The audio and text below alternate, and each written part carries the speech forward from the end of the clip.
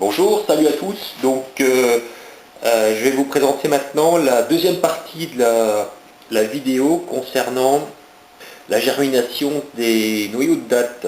Donc voilà où en sont les noyaux après à peu près un mois de germination.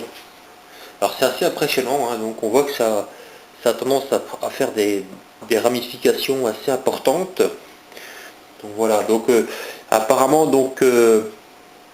de cette racine va apparaître une partie qui va former la future tige de la plante. Donc pour l'instant on ne voit pas encore très bien où ça va apparaître, mais c'est pas encore le cas. Donc je vais planter un des noyaux, donc avec un mélange de 50% de terre et 50% de terreau potager. Donc sur un lit drainant, hein, donc à base de billes d'argile. Et sur les billes d'argile, eh bien, j'ai mis tout simplement un filtre à café. Donc voilà. Donc ça, ce sont les billes d'argile avec un petit peu d'eau. Je vais planter le noyau de date. Donc je vais en prendre un des deux. Voilà. De toute façon, je vais en planter deux, donc pour voir un peu la différence.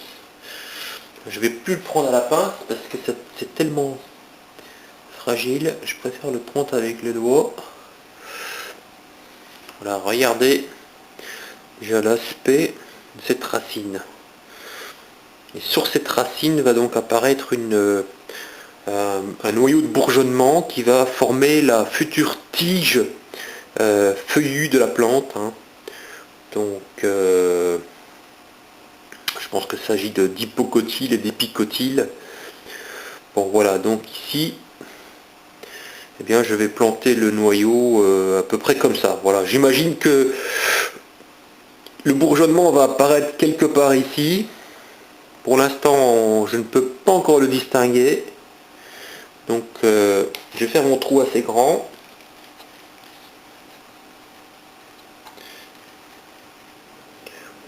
Voilà. Et je vais mettre l'ensemble donc comme ceci. Voilà, tout simplement, c'est pas mal comme ça. Hop. Peut-être un peu plus.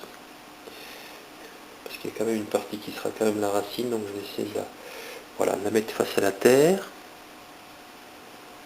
Voilà. Hop, je le plante même dans la terre. Tiens, c'est assez résistant. Je sais pas si on voit bien. Voilà, comme ça. J'essaie de bien centrer l'ensemble. Donc je vais pivoter un petit peu la racine. Voilà, comme ça, si le bourgeon apparaît là, il apparaîtra à peu près au milieu du pot. Et je complète donc avec un mélange de terre et de terreau potager, tout simplement. Je vais humidifier pour bien mettre en contact le sol, la terre, donc le substrat, avec la racine, hein.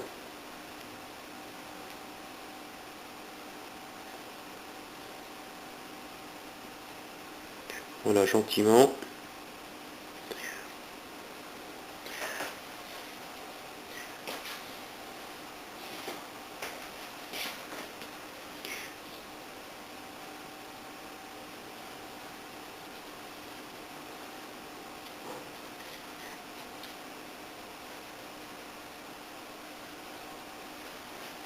Voilà. Bon, là, j'estime que je vais certainement devoir attendre un bon mois et demi avant de voir apparaître quelque chose. Voilà. Je pense que ça, c'est pas trop mal. Ça fait déjà un beau petit terreau propice à la pousse, au développement de la plante.